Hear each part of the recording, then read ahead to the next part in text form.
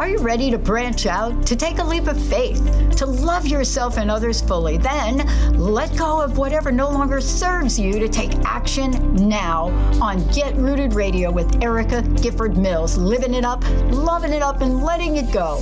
Erica will energize and excite you to power up your passionate dream that sets your soul on fire. With Erica's E3 approach, equipping, empowering, and enlightening yourself so you can be yourself for yourself. Get ready and get rooted to live a life without regrets, without what ifs, without should haves, and especially without empty feelings from a life unexplored. This hit show helps you build powerful and intentional roots to live it up, love it up, and let it go. Get fearlessly ready and powerfully rooted in your yes with your host, Erica Gifford Mills, and be fearless about your more and stand in your yes. Now on Get Rooted Radio. Welcome, everyone. I'm Erica Gifford Mills, and you are listening to Get Rooted Radio, living it up, loving it up, letting it go, right here on Transformation Talk Radio. A big shout out to my producer today, Nat. Nat, thank you so much for joining. How are you doing? I'm doing good today, Erica. It's weird that it's already after Thanksgiving. I know. I don't know where this year's went, but we have 1 month left, right? We have just 29 days to really hold on to that power and ignite us up for our success. And that is just what we're talking about today. The title of today's episode is You Hold the Power, Igniting Your Fire for Success. And during today's conversation with my guest, Hilson Cioromski, we will discuss really have a heartfelt conversation about being vulnerable, sharing, and treating people with respect. And this is the basis of her book. And she was ready to share business lessons, life lessons, and personal stories, hoping that she can inspire others to let their light shine brightly and not let the light be diminished. So listeners, join in on the conversation and do not be robbed of your power, and know that you hold the power to be the best that you can be in business and in life. And I'm going to tell you just a very small bit about my guest because I want to really have her share her journey.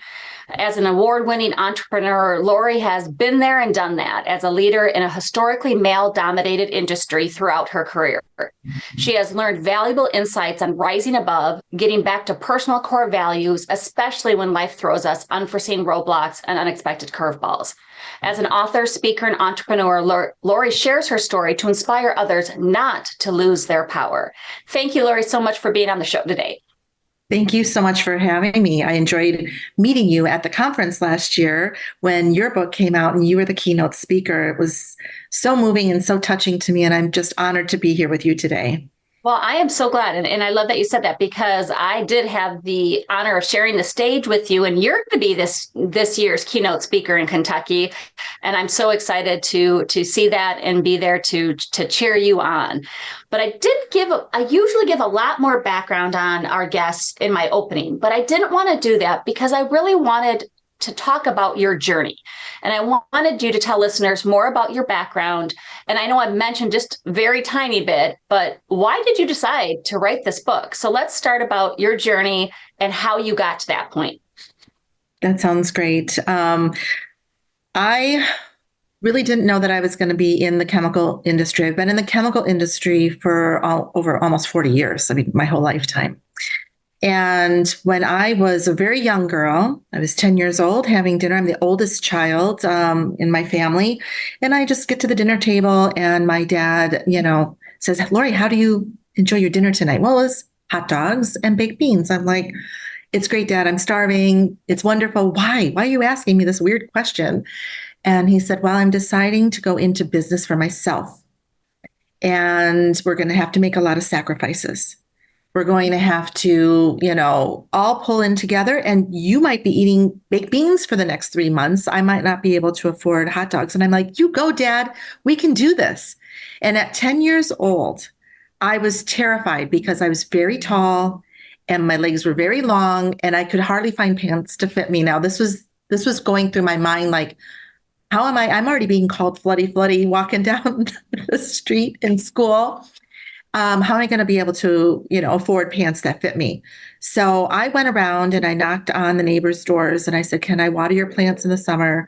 Can I feed your fish? I went to the street, had a lemonade stand, tried to sell my old Barbie dolls or whatever toys I thought, I could sell. And I tried to make a difference for myself. And so I'll start with that because I was sitting at the dinner table with my nanny, with my she was taking care of my youngest daughter.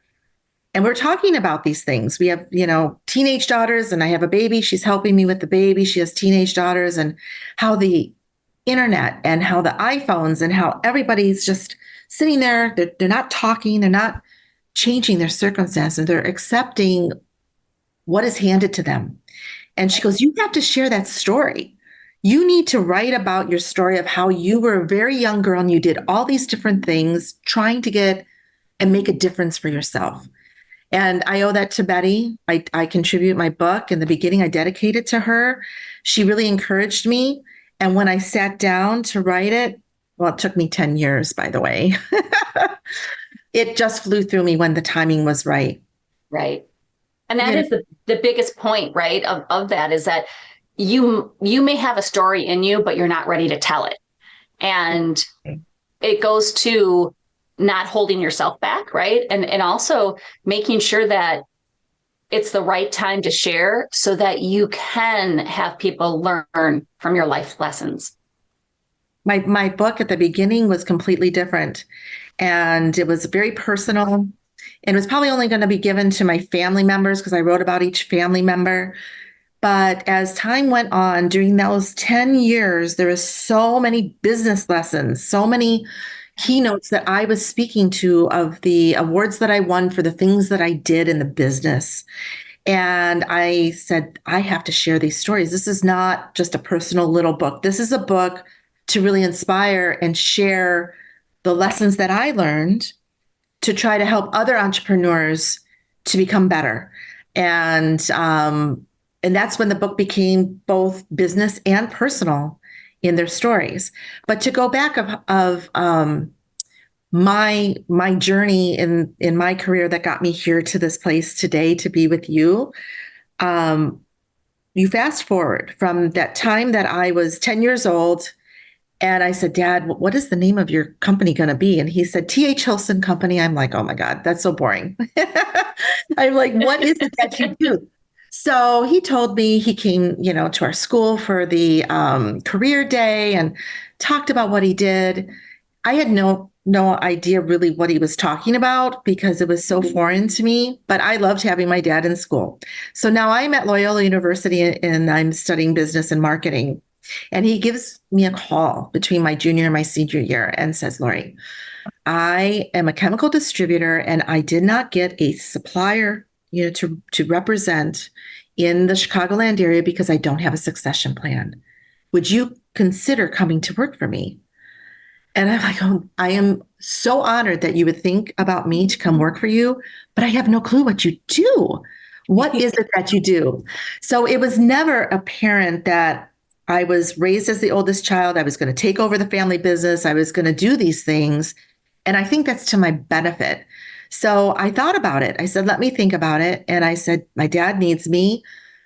I'll do it. I called him and I said, I would love to come work for you. I'll learn everything I need to learn. I'll do a great job for you. And so as soon as I graduated, I started working for my dad.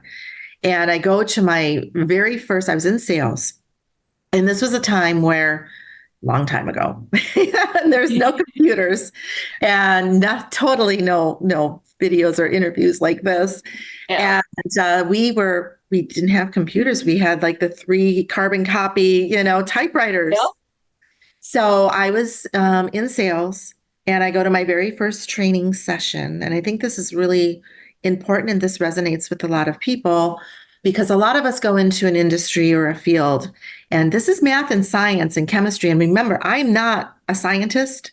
I'm in this industry, but I go to learn about the products. And I'm the only woman in the room besides the organizer of the training session. And I'm writing my notes and I'm taking my notes and I'm trying to learn everything about these products. And then at the break, a man comes over to me and he goes, Lori, come here. He said, look around you. He said, you don't belong here. You need to go home. You're daddy's little girl. You're just a pretty face. You need to leave. And I, at that moment, sunk into myself, and I know I gave him my power. I felt this big. And for the first time, I really felt so much of a minority. I never really felt that. My dad never taught me to be that way. He never raised me. He always said, Laura, you go for whatever your dreams are. Dream big. You can accomplish anything that you want. And here is this person that says this to me in a meeting. And I felt so diminished. I don't even know how to describe it. And I went through the rest of the training kind of like with my head down. And then I got mad, after I thought about what he said. And I'm like, are you kidding me? If he can do it, I can do it. And today I thank that man because he has helped to shape me and my career in the chemical industry for over 40 years, running and leading my dad's company. So when we started, we had only a few employees and we had a very little geography.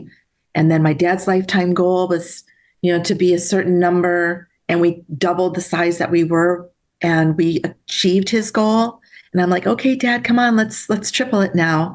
And we grew and expanded our market space. We expanded our geography. I looked at the opportunities and the synergies within the company, and we were able to grow way beyond my dad's lifetime dreams, way beyond his imagination, and had hired really, really great people. And it's having the courage to hire amazing people to surround you that really helps you to get to where you need to be. And during the first downturn, right, in 08 and 09, I'm newly married with a second marriage. I have a little baby. I have 6 children in a blended family. And the phone stopped ringing. So I'm really terrified of what's happening. I have 23 employees. The whole industry is down like 40%. And the things that we did during that time really shaped the future of T.H. Hilson Company, which is the company that my dad had started. And we innovated. We went back to our core values. We looked at our, where we were present with our customers and overly communicated the projects that we're working on. And we were able to get through that downturn. I mean, I asked everybody to give a 5% pay cut across the board. And we stopped paying their 401k match, where other competitors had forced furloughs. And I'm like, the sales team, get out there, be in front of people, be visible so that we're ready when things turn around. And we were able to secure other product lines during that time because a lot of suppliers didn't hire their own sales force. They would hire distributors to sell their products. So we were able to turn that over the 6-month period of time to where I was able to reinstate everybody's salary. And in the following year, I gave back what they gave up during those 6 months as a bonus to every employee that hung in there with me.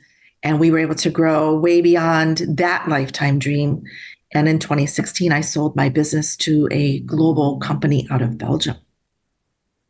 And that is amazing because, again, you're looking at your roots, you're taking care of people, you're having those courageous conversations. And let's just take a quick break there. And when we come back, we're going to talk about unleashing harmony and having it all without losing yourself. But before we go, Lori, tell folks how they can reach you and learn about your book. So my book is on Amazon, and you have to Google the whole title, right? Here's what it looks like. You can see it. You Hold the Power, Igniting Your Fire for Success. And you can also email me, and I'd be happy to send you a copy, Lori@hcstrategicadvisor.com. That's my consulting.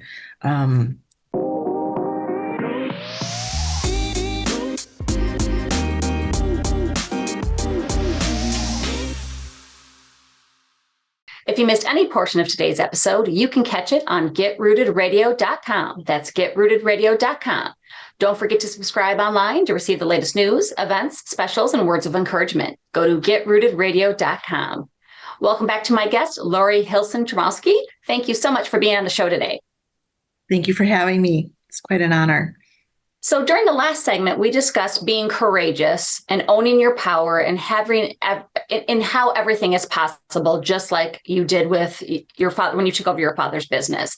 And during this segment, we're going to explore how we can unleash harmony and have it all without losing ourselves. And a common talk about something that I commonly talk about on my show is about setting boundaries.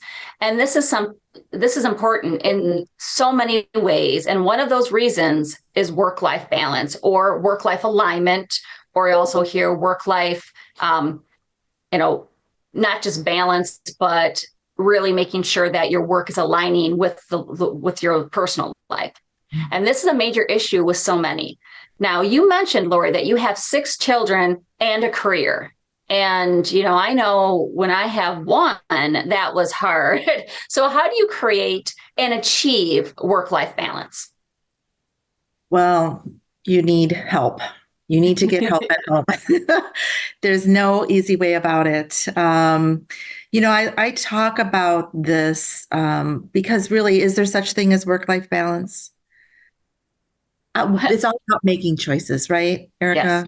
You have choices. And so many women, and one of the past presidents of the National Association of Women Business Owners for Chicago.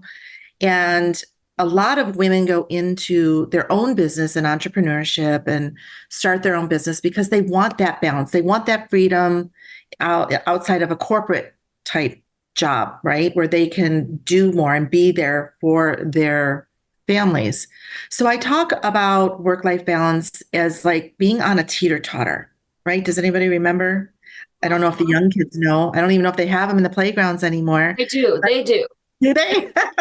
Or you just think of it like the scales of justice, right? Oh, man. You're at work and it's like this, and your family life suffers, and you do the family and then your work. And then sometimes when you can be in that perfect alignment where you're on that teeter-totter and you're just sitting there, it's like, wow, that feeling. Embrace that feeling, because that's where you are your true self, right?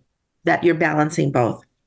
And I think that, though, is important for folks to know is that work-life balance doesn't mean that everything's always going to be even. I always compare it to like a CPA, right? They know that they're going to be busy around tax time, right? Just before and all leading up to that. So commonly they make those arrangements. So we have to look at our lives and our business. And sometimes we can't plan very well. I mean, for the most part, we know, okay, this is our busy season, or this is when things come in. And so you make those adjustments and you have those open conversations with your family, right? Say, hey, during this time, I'm going to need some help. You're going to need to be more patient with me. We might not be able to do all the things we need to do. And I think that's important when you say you need help. And you need some outside help, but you also need that family support. And then really stick with some of those, that the whole work-life balance on, yes, this is not the norm. This is what I'm going to do, or I have this priority and I really need to do it for both your family and work, and learning to not move the line all the time, right? It should be an exception, not the rule, that you're always moving back and forth. Exactly. So I like how you said that teeter-totter, because it's one's got to give for the other one to go. And it's just what it is, right? You're just like, you have multiple kids. One time it might be all about this kid because they've got games, they've got concerts. Well, then the next time it's going to be all about this one, right? It's not always all the time 100% even. Exactly. Yeah. Exactly. Yeah. In my so it's a blended family. So I had 2 older daughters and my husband had 3 older sons. And then together we have Gracie, who's our baby. So when she was born, the next oldest one is 13 years older. So we have, it's 13 years older, and then 14, 16, and 18. So we had a house full of teenagers with the baby, and I'm in the middle of everything that I talked about in this first segment, running the business through the downturn. So I had my inside help. But what I thought would be really cool for my book was to canvass all the professional women that had families. So I interviewed about 45 women, and I asked them to rate what is, the most important thing when you survey and you're talking about work-life balance. And I want to share tips with the world. What is the most important thing for you? And I put these categories down and I had them rate it. And what was so amazing to me is that most of the time women put themselves last to take care of themselves. We don't, and we get sick and we neglect ourselves because we're doing so much as a mother, a sister, a wife, a daughter. You got that family sandwich dynamic. But what I really loved about the survey was where self came up. It came up kind of in the middle, lower in the middle, but lower in the middle. So I'll just read it to you, the different categories and how they rated them. And friendships, relationships, kids, spouse, friends, that is number one and key in these women's lives. Then to make sure that you get the school and the homework done with your kids, preparing family meals, organizing your week, and optional work-related events, those events that you're asked to do, but you're not required to do. I thought that wouldn't be as important. That is ranked number 5. Then self-care, which I'm happy to see that was up. Then your household care, cleaning, shopping. So Instacart is the best thing since sliced bread. Yes. And I was raising my older girls, we didn't have that. So we had like the school fundraiser that I would buy my meals and get it once a month. But I have this whole chapter dedicated to amazing tips and tricks to help women save time in their day and to help prioritize. And, Instacart was a really big one. Be kind to yourself, do what you can. Don't beat yourself up. When you miss out on an activity, it's okay. Give yourself permission to know that it's okay. You can be late, right? It's okay to make a mistake. Give yourself permission. And cleaning, get a cleaning girl, a person or company, somebody that can come in and help do the cleaning so that you can be there with your family. And, working, if you travel, one of the things that I did, and then it was a tip too, was to have that story time with your children, even when you travel. So in the book, a woman had, my friend, she bought 2 copies of a book when she traveled. One she gave to her daughter, and then one she would read when she was traveling. I think that was just amazing. So there's so many, in each category, there's so many tips and tricks of how to have more time, how to have a little bit better balance, but make sure every single day you at least meditate or take a walk, have your cup of tea, do something do something for yourself that will help recharge you. Because if you are not good for yourself, you're not going to be good for anybody else, right? Absolutely agree. I mean, it's very cliche, and I know it's the same, but it's so true, because you can't pour from an empty cup. You truly can't. And if you're not taking care of yourself, if you're not keeping yourself well, you are no good to anybody. You're no good to your job. You're no good to your family. You're no good to your friends. You have to be healthy in order to take on those responsibilities. And I would also add, these are all great tips. Sometimes, especially women, fall into that superwoman syndrome and try not to do that, right? I get it. I've been there a number of times. I can do it. I don't need help. I'm stubborn. I don't want to ask for help, even though there is no problem asking for help. It's not a sign of weakness. It's actually a sign of strength. So do as I say, not as I do.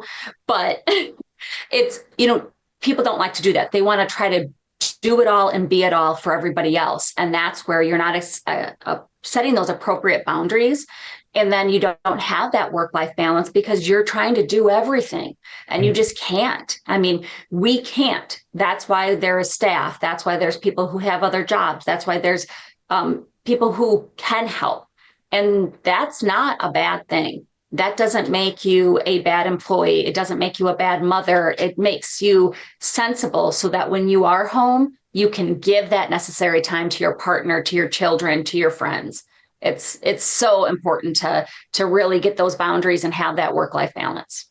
Well, and even this applies to non-working moms. Absolutely. Because Absolutely. they have to juggle, they have no time to take a breath or catch a breath because they're on all the time. And I was on a panel, and I know we've got a minute before, but I was on a panel on this very topic for young professionals. And there was a woman who said, I wanted to compete with the stay-at-home moms. So at Halloween, I would stay up till 2 o'clock in the morning and hand make costumes to show my children I love them. And I was just like, oh my gosh, like your time, that is just, I don't know if that's showing your children you love them. I go, be part of the parties, bring the treats, bring the snacks, drop it off. But that's where you can pick and choose your time, your time is so valuable. And there's so many ways that you can show your love, that you're there, that you're involved. And so it's just bringing up these topics so that you can think about them and say, I have. Absolutely. Yeah. Well, let's take a quick break. And when we come back, we're going to talk about taking action. But before we go, Lori, tell listeners how they can reach you. You can reach me at Lori at hcstrategicadvisor.com. My cell phone, I'll give it out. It's 630-917-2887. And my book is on Amazon. You Hold the Power, Igniting Your Fire for Success. And it's recently been translated into Polish. Wonderful. Thank you so much. I am Erica Gifford Mills, and you are listening to Get Rooted Radio. Living it up, loving it up, letting it go. Stay tuned. We'll be right back.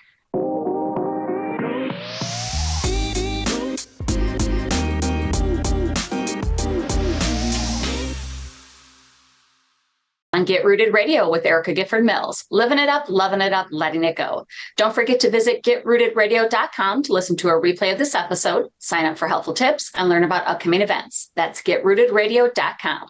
Welcome back to my guest, Lori. Lori, thank you so much for being on the show today. Thank you for having me. So during the last two segments, we talked about being courageous, owning your power, and work-life balance. And during this segment, we're going to talk about taking action. And many times we have a moment in our life that just changes everything. So let's just get right into it. Lori, what was your defining catalytic moment that changed your life? Well, and this is a topic that really connected us together when we were at the conference in August. I was very touched by your story, and it really kind of dovetails into my story as well. So as I mentioned, I have 6 children in a blended family. Being an older mom together with my second husband, we have I'm pregnant. I'm going to be delivering my baby girl Grace, and my sister Lisa was with me, and my husband. And I was very naive because I had 2 very easy deliveries with my older girls. And this one was not progressing very well. And I had to get an epidural for my first time because I had such incredible pain underneath my rib cage that I couldn't hardly breathe. So they put an epidural, but it wasn't really helping with the pain. And so the first miracle was that I had a midwife nurse that was a veteran of 25 years, and she said, let's just keep the epidural where it is. Let me work with Lori and see, if we can get her through this. Now the baby's being monitored and I'm on my left side, and we're still, nothing's really happening. And she comes to check me in the middle of the night. We're tired. Everybody's kind of resting. It's like 2 a.m. And she sees that I am bleeding out all over the bed. And all of a sudden, my body starts almost convulsing. And so it just feels like really cold air. They have my sister and my husband get dressed in the green garb, and they're going to do an emergency C-section. So if they would have moved that epidural, they wouldn't have been able to do this emergency C-section. So we go in, and my arms are like this on the bed. I don't know if you've had a C-section, Erica, or not, but it's quite, interesting. Yeah, it's not comfortable. Right. So whatever medicine they gave me calmed me down enough that, I'm there and I'm holding my sister's hand. She was to the right of me. And Gracie comes out and she is there. They hit her because she's purple from the neck down. I don't know if they do that anymore, but she's purple from the neck down. And I'm just praying our Father that my baby girl is going to be okay. And it's 1 and it's 2, 3, and I am sobbing. Finally, at 5, she starts to cry, and she's going to be okay. So I'm so relieved. And, my head is on the bed. I'm not lifting it up. My arms are like this, and they're just, doing whatever they're doing. Took the baby to my husband, and I'm holding on to my sister's hand. And I'm like, my head is so heavy. Lisa, my head is so heavy. I can't hold it up. And she goes, Lori, it's okay. You can rest now. And it was at that moment that I actually flatlined. And it took me a long time to tell this story. And I actually asked Grace permission to share this story with the world. And I talked to my sister Lisa to make sure that everything was accurate, and the doctor too. But I wrote about what I saw when I flatlined, and I went over and I was greeted by my husband's parents, my grandma and my grandpa who had passed. And I went into this, they greeted me, and then they opened up these doors, and I went into this most amazing room that was like lit with amber light, almost like that color behind you, but a little bit more amberish, Erica. It was the warmest, loving feeling I've ever felt. And there was a table as long as I could see, I knew they were my relatives. And the very first chair was an empty spot with a plate. They're like metal plates and candelabras with real lights, and I just remember this exactly the way. She's 17 now. I remember the story exactly the same. And the woman that was sitting to my left said, and I think she's a great aunt, Lori, we've been waiting for you. We've been waiting for you. Come sit. And I had my hands on the back of the chair, and I went to pull them to sit down. And I just took a breath, and I'm like, oh, I wanted to stay. I wanted that loving feeling. I wanted to stay. And I said, hold my spot, I'll be back. And when I said that, it was like a cold, freezing cold, white silver light, like I'm shooting. And then just sparkling lights within the operating room where I was. So I didn't really ponder about it. I'm there with my baby. I go to the first baby wellness check for me, it was 2 months. And the doctor says, we almost lost you. We almost lost Gracie. We almost lost you. You know that, right? So I saw my sister at Christmas. I go, Lisa, what happened in that room? Because I had this dream. And she said, oh yeah. She told me that you flatlined. The whole machine went like this. And then 20 doctors come running in. So I know that I came back because I want to make a positive impact in the world. Yeah. And after I, put that all into thoughts, I took action, and I started, how can I give back? And my husband's very philanthropic, and he is on boards, and he has a nonprofit that he's a chairman. So I tried to find mine. And so I did. I just put it out there into the world, and I was able to be on a board of directors for the emergency fund, which helps women and children that are the very, very working poor. They don't get subsidies, but they're so poor. That's who I want to help. So I got on the board of directors for that. And then I got involved with women entrepreneurship. And I started a nonprofit called Female Strong. I'm a co-founder with Emily Smith. And we help middle-aged and high school girls that, are so vulnerable. They are vulnerable. They don't have confidence. And the more that I was speaking to these young girls that want to go into STEM, I see it. to have that courage. So this is an entrepreneurship program that they actually go through a 21 weeks of learning, building their business plan, and getting money. And so that was my catalytic moment to try to really make an impact in a positive way. And we all have a catalytic moment that changes our lives. And it's being brave enough to talk about it and share it so that others can do the same. And as you say, and as we named this segment, is the take the action, because there is a reason things happen. And I'm still not fully understanding my latest. My son took his own life in September, and I'm still working through why this happened. He was on loan. I wasn't supposed to be able to have him to begin with. I was blessed with just shy of 24 years with him.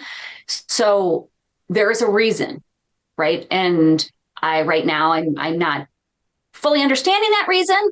I'm getting there. I know it is for me to help people, to help others in a similar situation, to help others who need to find support or to be that voice.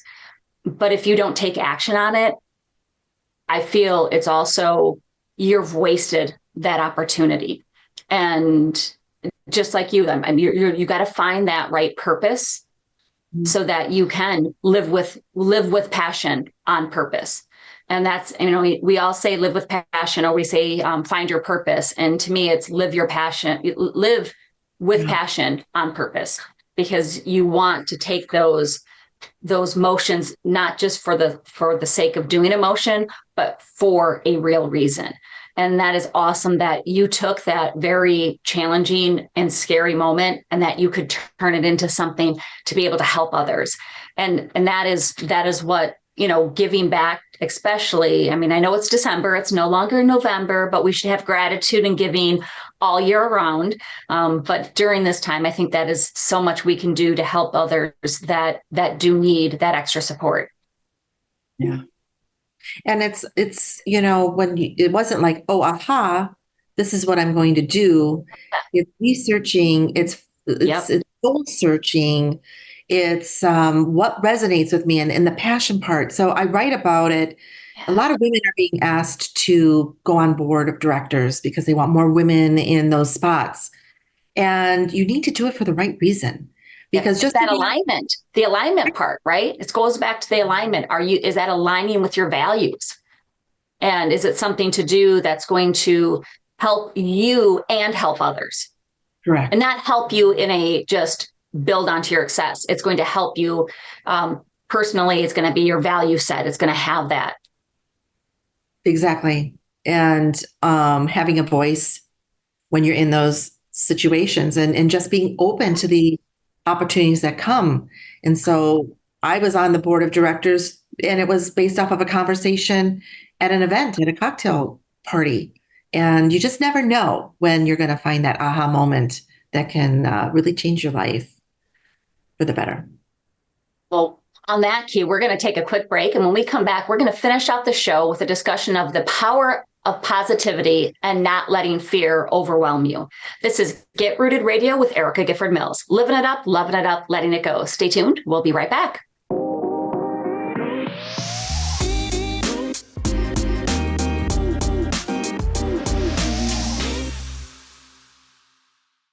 Welcome back to Get Rooted Radio with Erica Gifford Mills. Living it up, loving it up, letting it go. If you missed any of the information during the last segments, go to getrootedradio.com to listen to the replay. Don't forget to subscribe, sign up for tips and special events and pricing for upcoming coaching sessions at getrootedradio.com. Welcome back to my guest, Lori. Lori, thank you so much for being on the show today. Thank you for having me. I'm so enjoying it very much. I am as well. We always have great conversations. So I want you to tell listeners how they can learn more about you, how they can contact you and get a copy of this book. So my book, You Hold the Power, Igniting Your Fire for Success, is sold on Amazon. You have to Google the whole name because it doesn't come up if you just do You Hold the Power. You can reach me at Lori at LORI at HCstrategicadvisor.com. or my cell is 630-917-2887. Thank you so much, Lori. Now, I'd like to finish out the show with how the power of positivity can help you overcome that overwhelming fear response. And you had an example of how the unexpected happened to you. Can you tell listeners how you dealt with this and the lessons you've learned? So I'll share the story. I was in sales and I had the territory that nobody really wanted as a young, professional. So I go into some pretty bad neighborhoods, and I had a mentor that said, when you go to this place, you need to park right in front of the door because it's just a bad neighborhood. So imagine this a dead end on the back of this building. So you've got a big building on one side, dead end street in front of you, and a very tall wall on the right side where the L tracks where you can't even see to get over it. So I couldn't park in front of I was with a new sales rep that we're going to be calling on this purchasing agent. And I couldn't park in front of the door to go in because somebody was parked there. So there's a loading dock. And then there's a trailer bed, an empty spot, and a trailer bed. So I'm driving and I can't park in the loading dock. So I park right in the middle of these two empty trailer beds. You think about it now, it's a perfect scenario, right? You're hidden. Mm-hmm. So we see this man all dressed in gray. It was December 10th at 10 o'clock in the morning. He had a gray cap on and a gray jumpsuit, and he was walking around. And so the man that I was with, his name is John. He said, let me go check out and see if we can park here. This guy looks like he works here. And the guy didn't work there. He had a gun and he held it to John.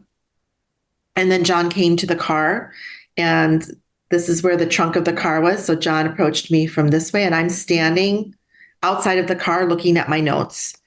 And I look up, and the man turned around and he put the gun to me. Like, it wasn't like he took the gun and moved it to the side. The actual point of the gun was right to my heart. And I kind of went, oh my God. And John just said, do whatever he says. So and I am deaf in my right ear. So I couldn't really hear this man speaking very well.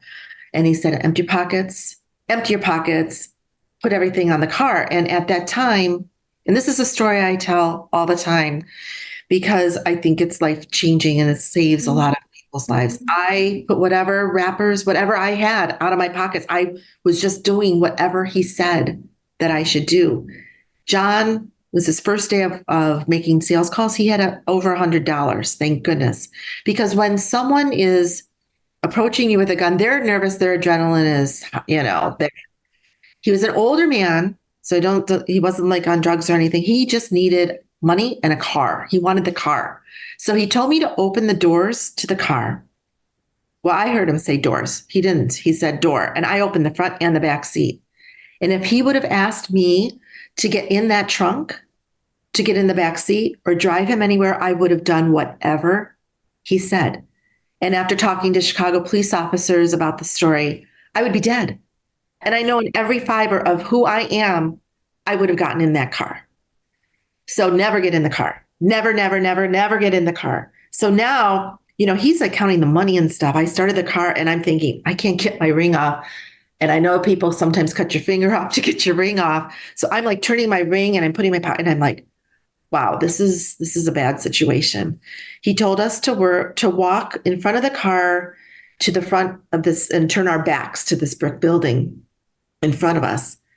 And I grab John's arm. Well, I don't want to die without holding on to somebody. So I'm like holding on to him and I go, I'm just saying, again, the Our Father and you get some really great stories here today, Erica. And I look at John and I go, I can't believe you're going to watch. Because I said, my family knows I love them. I didn't have any children at that time. And I go, just praying that I'll go to heaven. And I'm grabbing his arm and I'm like, I can't believe you're going to watch. I can't believe you're going to watch. Well, the guy got in the car and he took off. And that is when I kind of like broke down and I'm like, wow. You just feel so violated because someone literally threatened your life with a gun, even though he didn't harm me and didn't hurt me. I'm so grateful. But we go make our way into the building, and I'm like, composing myself, and I get someone to come pick us up because there really wasn't any cell phones, and I'm like, can you come to this terrible neighborhood with us? Come to the neighborhood I was just robbed at to come get me. Come get me. Yeah. But I was really kind of terrified because the stories that I heard about kidnappings, abductions of women, girls specifically, they happen in shopping malls. They happen at night at the grocery store. I was very scared to go into my house by myself. It took me years. I'd be traveling in a hotel room. I'd have one of my coworkers like look under the bed or look in I did not, I let the fear kind of overwhelm me. I really did. And then, talking more about it, taking precautions, telling my story. I get a phone call years later from my niece who says, Auntie Lori, she said, you saved my life. I was coming out of a mall she was down south, and she said, a man came up to me with a machete knife and said, give me my purse. And she goes, I'm not giving you my purse. My Auntie Lori gave me this purse because I gave a purse for graduation. And she remembered what I said. I said, throw whatever they want, throw your purse, give them the money, whatever they want, never get in the car, and you run and get help. So she ran back into the mall. She got the security guard. They traced him. He was in a car, and they found ropes and knives and other paraphernalia in his trunk. Mm. So I share the story because as women, and we're invincible, you talked about it a little bit under Unleashing Harmony, we don't think that something's going to happen. I'm just trying to do my job. I wasn't looking to get robbed. I didn't, want that situation to happen, but it happened so unexpectedly. And so being aware of your surroundings, always like being 6 feet behind the car in front of you. If you're in an elevator, there's a creepy person there. Don't get off on your floor when you're, traveling. There's just so many things that you can do to stay safe. And if the hair on the back of your neck is raised, it's there for a reason. Your body gives you these defense mechanisms for a reason. Don't be afraid to ask for help. And I turned that into a very positive experience because otherwise it could cripple you if you just are living. Absolutely. You do. Listen to your gut. Don't ignore it. Don't say, oh, I'm just being a scaredy cat. Listen, you have those. How many times when something terrible happens to somebody, they said, I had a weird feeling, right before that this happened. Just listen. And I know, Lori, we're out of time, but I just want to thank you so much. Go out, get Lori's book. It is wonderful. It's amazing. And I want to thank you all for tuning in to Get Rooted Radio. If you missed any part of today's episode or want to listen again, go to getrootedradio.com for the podcast. And don't forget to tune in the first and third Monday of each month at 5 p.m. Eastern, 4 p.m. Central, and 2 p.m. Pacific, right here on Transformation Talk Radio. Before I sign off, ask yourself if you are living a rooted life. If the answer is no, set up your free Empower Hour call with me. No charge, no obligations. Go to getrootedradio.com to find out how I can help you take action now. And if you are ready to live, love, and let go, then my new award-winning book and companion workbook, The Rooted Life, Live, Love, Let Go, is for you. Check out the bundled deal at thegetrootedradio.com under the author section and order your signed copy today. And one last personal message. If you are hurting or you need help, please know the world needs you and it is a better place with you in it. Don't let those hard days win. Reach out for assistance. Call or text or chat the 988 Suicide and Crisis Lifeline. That's 988. Hours are 24 hours a day, 7 days a week. Or text HOME, HOME, to 741-741. That's HOME to 741-741 to reach a trained crisis counselor through Crisis Text Line, which is a global not-for-profit organization. Thank you so much for tuning in. Have an amazing day. Know that you are loved, and I'm looking forward to the next time on Get Rooted Radio with Erica Gifford Mills. Living it up, loving it up, letting it go. Goodbye, everybody. Thank you for listening to Get Rooted Radio with Erica Gifford Mills. Living it up, loving it up, and letting it go. Visit GetRootedRadio.com if you've missed any part of this hit show, and tune in on TransformationTalkRadio.com to live fearlessly in your more and powerfully rooted in your unlimited yes. For more information and to work with Erica directly, visit GetRootedRadio.com. That's GetRootedRadio.com, and get ready to live it up, love it up, and let it go.